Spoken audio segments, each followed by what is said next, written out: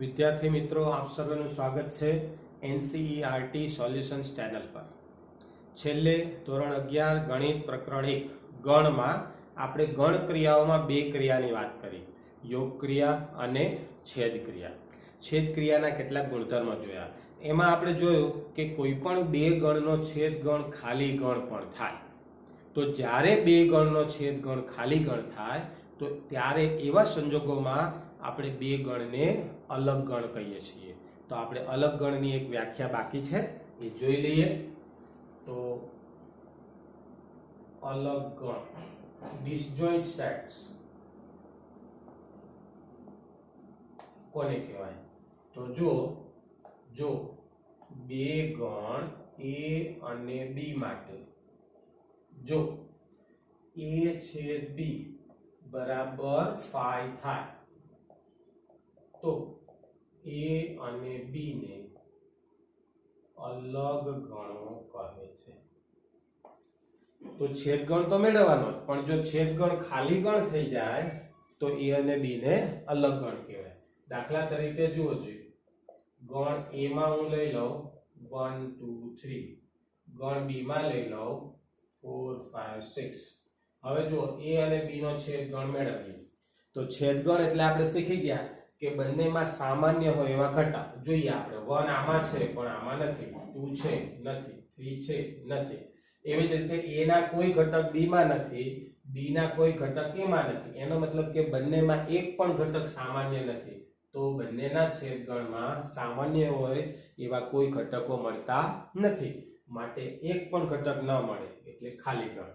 તો આની જો આપણે વેન આકૃતિ દોરવી હોય તો યોગ માટે આપણે દોરી હતી। હવે તમે જુઓ, અહીંયા ગણ A તો 1 2 3 અને ગણ B તો 4 5 6, એક પણ ઘટક સામાન્ય નથી। તો આ શું બતાવે છે? A છેદ B બરાબર 5। જો સામાન્ય હોય, દાખલા તરીકે હું ત્રીજો ઘટક C લઈ લઉં 1 2 3 4 5, તો હવે તમે A છેદ B મેળવો જુઓ, સોરી A છેદ C બરાબર।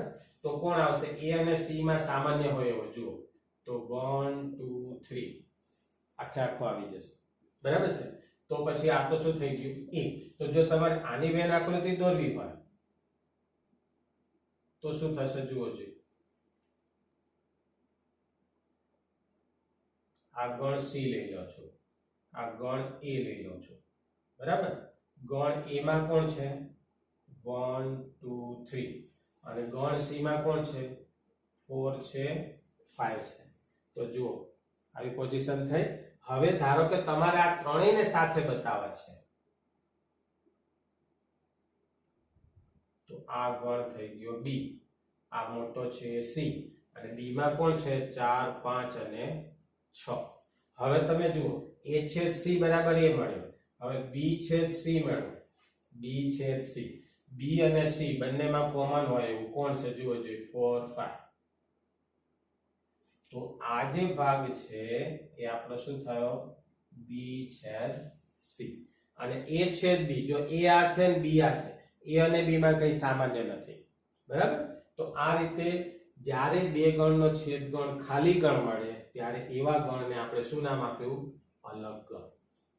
આ સિવાય આની આગળના વિડીયોમાં આપણે જોયું કે યોગ અને છેદ બંને ક્રિયા સાથે પણ હોઈ શકે, બરાબર। અચ્છા, બીજી એક વાત આપણે જોઈ લઈએ કે જો A અને B અલગ ગણ હોય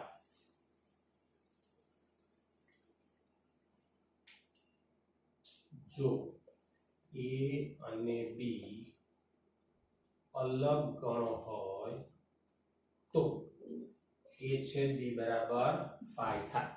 એની જ વાત, A છેદ B બરાબર 5 થાય તો A અને B નો અલગ ગણ કહેવાય, અને જો અલગ ગણ હોય તો છેદગણ હંમેશા કેવો થાય? ખાલી ગણ થાય, બરાબર। હવે આપણી પાસે આપણે જોયું કે ગણ પરની ક્રિયાઓ યોગ ક્રિયા, છેદ ક્રિયા, બરાબર, એના ગુણધર્મો જોયા, અલગ ગણની વાત કરી।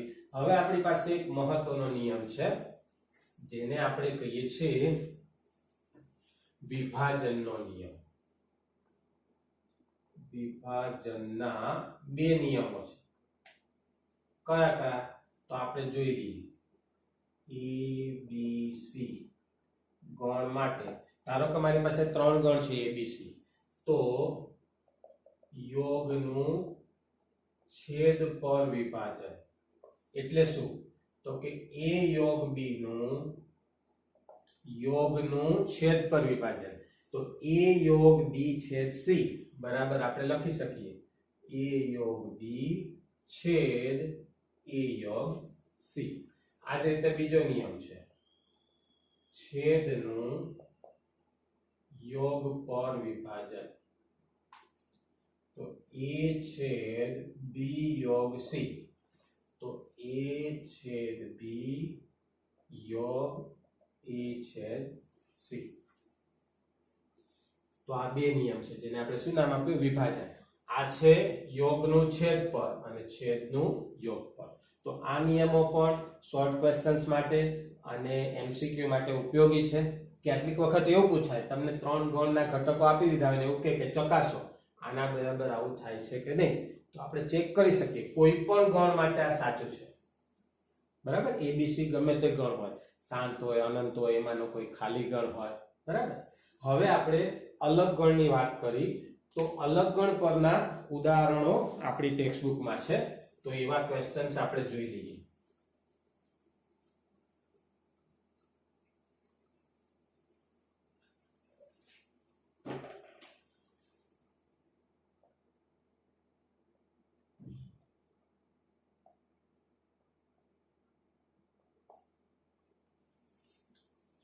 તો જો સ્વાધ્યાય 1.4 માં આપણી પાસે 8મો દાખલો છે. નીચેના ગણોની જોડીઓમાંથી કઈ જોડના ગણ પરસ્પર અલગ ગણ છે? આવો સવાલ છે. તો આપણે જોઈએ. પહેલું આપે છે 1 2 3 4 અને આને આપણે a કહી દઈએ, આને આપણે b કહી દઈએ. x કે જ્યાં x એ અયુગ્મ પ્રાકૃતિક સંખ્યા છે. 4 less than or equal to x less than or equal to 6. તો જો ગણ a માં 1 થી 4 ઘટકો યાદી બનાવેલી છે, ગણ b માં લિસ્ટ છે, સોરી યાદી નથી, ગુણધર્મ છે. તો ગણ b ના ઘટકોની આપણે યાદી બનાવીએ. x છે અયુગ્મ પ્રાકૃતિક સંખ્યા લેવાની અને x પાછો આવો હોવો જોઈએ. કેવો? 4 કે 4 થી મોટો અને 6 કે 6 થી નાનો. તો 4 થી મોટા અને અયુગ્મ એટલે 5, 6 નથી લેવાના, 6 થી નાના એટલે 1 જ આવશે.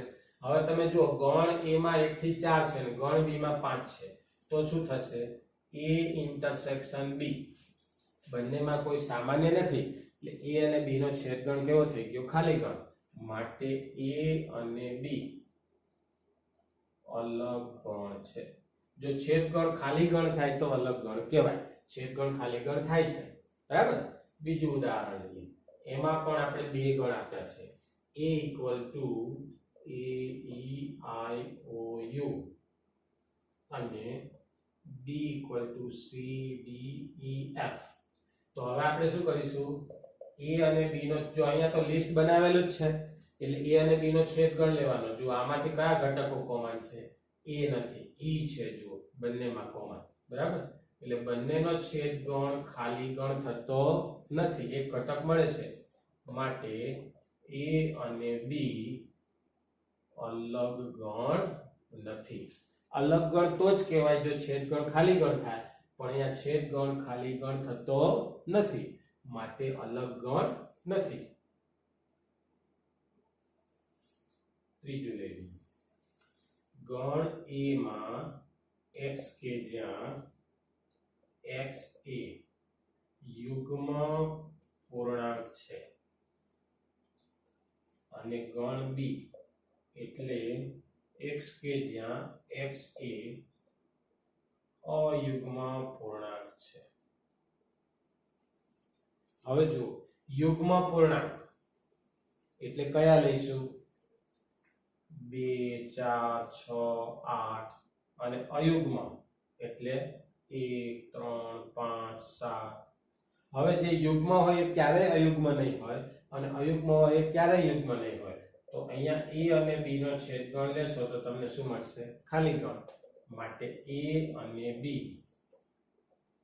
અલગ ગણો છે હવે જો ખરેખર તો અહીંયા એવું કહેવું જોઈએ કે યુગ્મ પૂર્ણાંક પણ કેવા ધન કે ઋણ મેં તમને માત્ર ધન લઈને બતાવ્યા છે પણ યુગ્મ પૂર્ણાંકમાં -2 આવે -4 આવે -6 આવે 0 આવે તો આવું લેશો તોય વાંધો નહીં બીજું અયુગ્મ પૂર્ણાંક અયુગ્મમાં જો આ બધા પૂર્ણાંક જ છે હા પણ ઋણ છે અયુગ્મમાં પણ આવશે -1 -3 -5 એટલે પરીક્ષામાં સ્પષ્ટતા કરવી પડે કે ધન યુગ્મ પૂર્ણાંક લેવા કે ઋણ યુગ્મ પૂર્ણાંક લેવા માત્ર યુગ્મ પૂર્ણાંક લખ્યું હોય તો આપણે બધા લેવા પડે ઋણ 0 અને ધન બધા એવી જ રીતે અયુગ્મમાં બરાબર તો પ્રશ્ન કેવો છે એના અનુરૂપ આપણે લખવાનું અહીંયા આપણે બધા લખવા પડે ઋણ પણ આવશે જો 0 આવશે ઋણ આવશે બધા આવશે એવી જ રીતે આમાં પણ જેવી રીતે ધન અયુગ્મ લીધા એવી રીતે ઋણ અયુગ્મ પણ આવે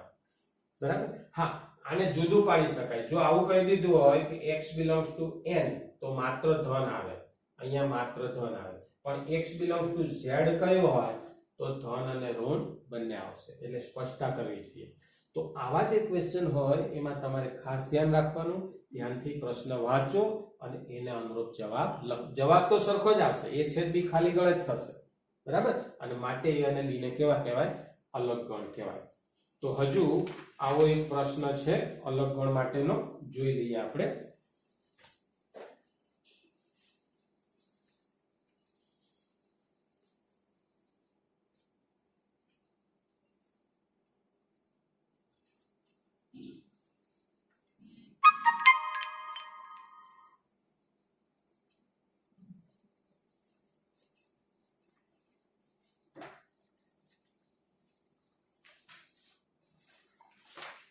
તો જો 12મો દાખલો છે નીચેના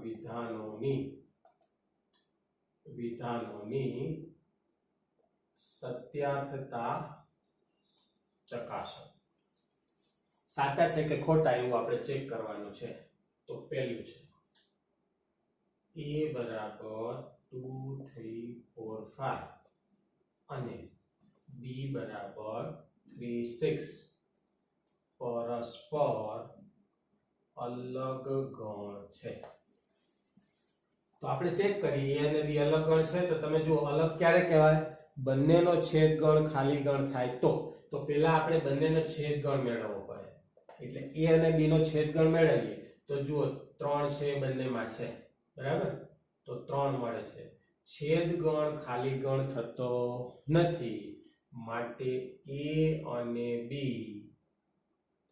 અલગ ગણ નથી પણ પ્રશ્નમાં શું આપ્યું છે અલગ ગણ છે માટે આપેલું વિધાન ખોટું છે કારણ કે તો આ કારણ પણ આપણે આપી દેવાનું ક્લિયર બીજું લઈએ ગણ a equal to a e i o u અને b equal to a b c d પરસ્પર અલગ ગણ છે અલગ ગણ હોય તો છેદગણ ખાલી ગણ થવો જોઈએ તો આપણે અહીંયા બંનેનો છેદગણ મેળવીએ તો જુઓ a કોમન છે પછી બીજું કોઈ નથી એટલે a આ ખાલી ગણ નથી માટે a અને b અલગ ગણ નથી તો પછી આપેલું વિધાન કેવું થશે અસત્ય ખોટું 2 6 10 14 આને આપણે ગણ a કહી દઈએ અને ગણ b માં લીધા છે 3 7 11 અને 15 પરસ્પર અલગ ગણ છે હવે જો આમાં બધી જ યુગ્મ સંખ્યા છે અને આમાં બધી મીન્સ જેટલી આપી છે હા આ બધા જ ઘટકો જે છે એ બધા યુગ્મ છે અને આ યુગ્મ છે, તો છેદગણ હંમેશા કેવો થશે? ખાલી ગણ, કારણ કે યુગ્મ હોય અયુગ્મ ન હોય, અયુગ્મ હોય યુગ્મ ન હોય, છેદગણ ખાલી ગણ થાય છે, માટે અલગ ગણ છે, માટે આપેલું વિધાન સત્ય છે. આવી જ રીતે ગણ A માં છે 2 6 10, ગણ B માં છે 3 7 11, પરસ્પર અલગ ગણ છે. તો આ ઉપરનો આવડે તો તમને આવડે એવો છે, જો આ બધા યુગ્મ આ બધા અયુગ્મ, છેદગણ કેવો થશે?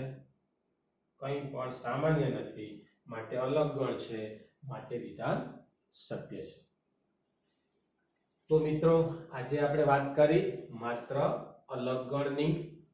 બીજી આપણે એક વ્યાખ્યા જોઈ, બે ગુણધર્મો જોયા, વિભાજનના નિયમ, યોગનું છેદ પર, છેદનું યોગ પર.